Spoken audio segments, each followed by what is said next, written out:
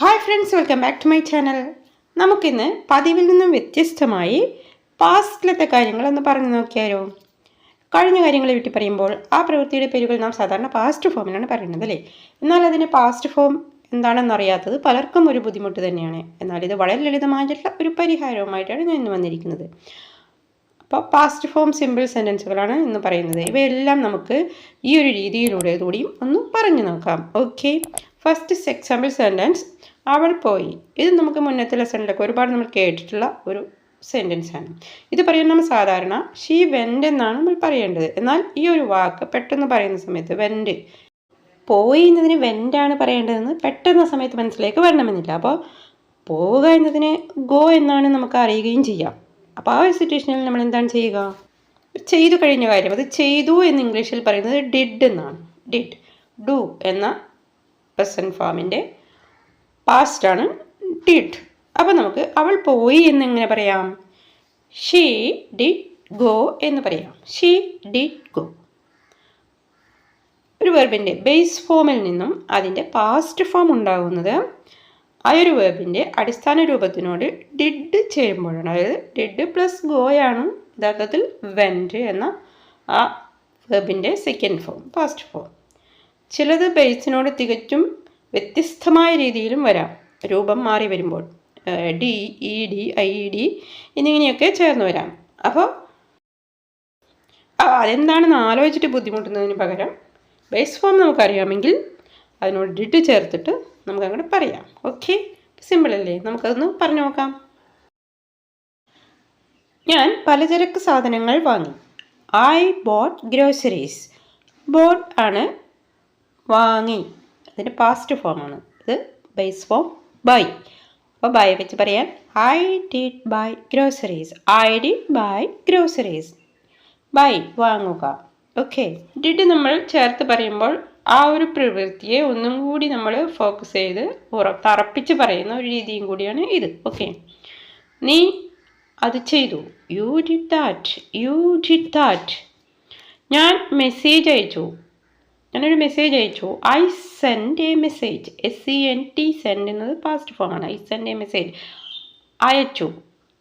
Base form send, SEND, അയക്കുക. I did send a message. I did send a message. ഞാൻ വാതിലടച്ചു. I closed the door. Did വെച്ചിട്ട് I did close the door. Close the door. Closed അടച്ചു, close അടക്കുക. ഞാൻ പറഞ്ഞു. I said. I said, പറഞ്ഞു.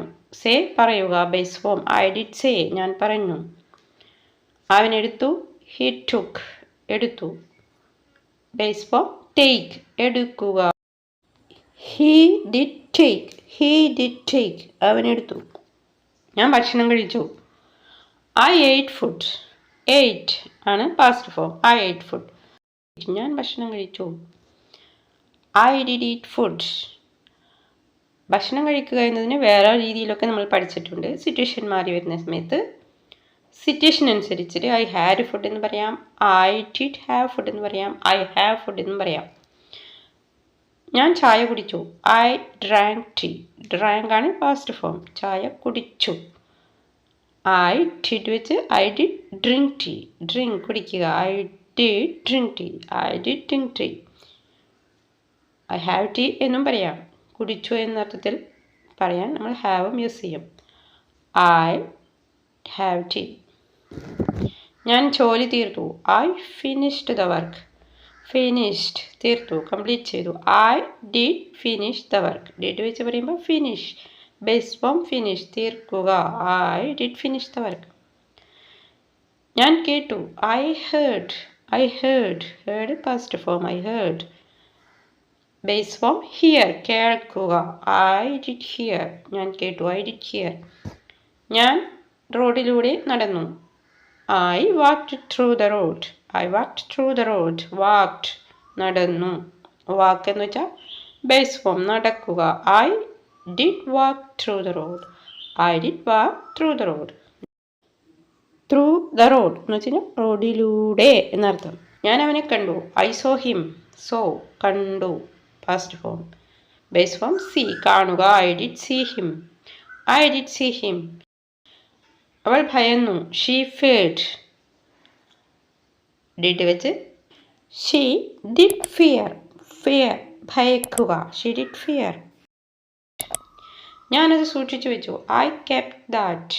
I kept that. Kept സൂക്ഷിച്ചു വെച്ചു എന്നുള്ളതിന് കെപ്റ്റ്.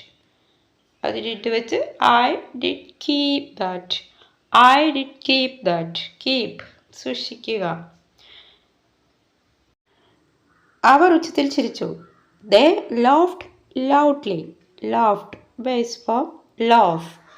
ചിരിക്കുക. They did laugh loudly. They did laugh loudly. അവൾ വസ്ത്രം ധരിച്ചു. She wore the dress. Wore ധരിച്ചു. ഡിഡ് വെച്ച് അതിൻ്റെ ബേസ് ഫോം വിയർ ആണ്. She did wear. She did wear the dress. എനിക്ക് മെസ്സേജ് കിട്ടി. I got the message. Got കിട്ടി. Base form get.